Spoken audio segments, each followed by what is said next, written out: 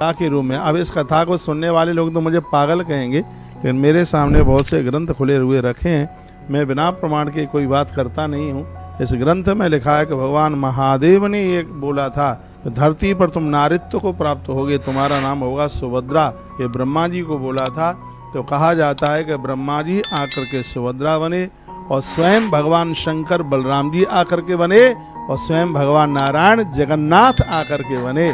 तो ये तीनों देवताओं का दर्शन इस मंदिर में एक साथ होता। आप सुन रहे हैं, तीनों देवताओं का दर्शन और एक साथ होता है। और उसी क्रम से देखो, सबसे पहले नारायण का नाम, नारायण जगन्नाथ भगवान नारायण के रूप में, उसके ठीक मध्य में ब्रह्मा जी बैठे हैं, और सबके लास्ट में बलराम जी के रूप में स्वयं भगवान शंकर बैठे हैं। त्रिदेवताओं का दर्शन इस कलयुग में जगन्नाथ भगवान के मंदिर में होता है। कैसी रही बात? अच्छा, कुछ बोले। ये स्कंद पुराण के द्वितीय खंड जो वैष्णव खंड है, उसमें इतनी बढ़िया बात कही है कि जिस समय भगवान प्रभु की, जगन्नाथ भगवान की रथ यात्रा निकल रही हो और अचानक पानी पड़ जाए, कीच हो जाए, और उस कीच में प्रणाम करते हुए यदि लोगों के कपड़े बिगड़ जाएं, कपड़े बिगड़ने की चिंता न करें, तो उनको क्या पुण्य मिलेगा? इसमें लिखा है, गवाम कोटि प्रदानस्य कन्या नाम युतस्य च बाज मेद सहस्रस्य फल प्राप्नोति न संशय।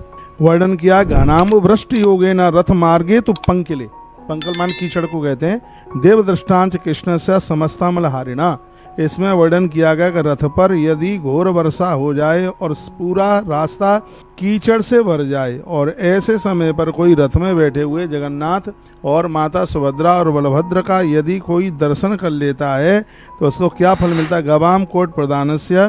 तो उसको कहा गया है कि 1 करोड़ गौदान, 10,000 कन्यादान, 1,000 अश्वमेध यज्ञ करने का फल तत्काल प्राप्त हो जाता है। ये इतनी बड़ी महिमा शायद हो सकता है कि मंदिर में रहने वाले लोगों को भी ना पता हो।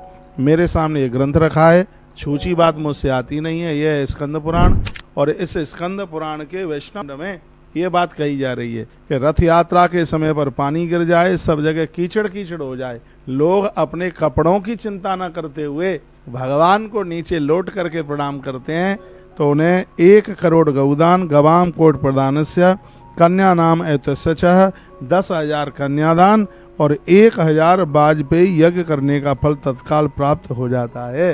ये इसकी इतनी बड़ी महिमा, जो केवल यात्रा को देखने के लिए भी चल करके आए हैं।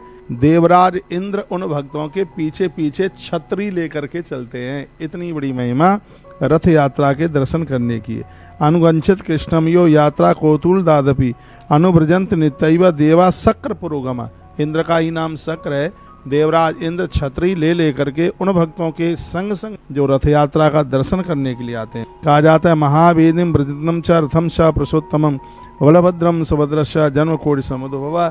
लोगों के करोड़ों करोड़ों जन्मों के पुण्य उदित होते हैं, तब कहीं हुए है भगवान जगन्नाथ की रथ यात्रा का दर्शन कर पाते। करोड़ों करोड़ों, उसमें तो वर्णन है, कहा गया जन्म कोटि समुद्भवा।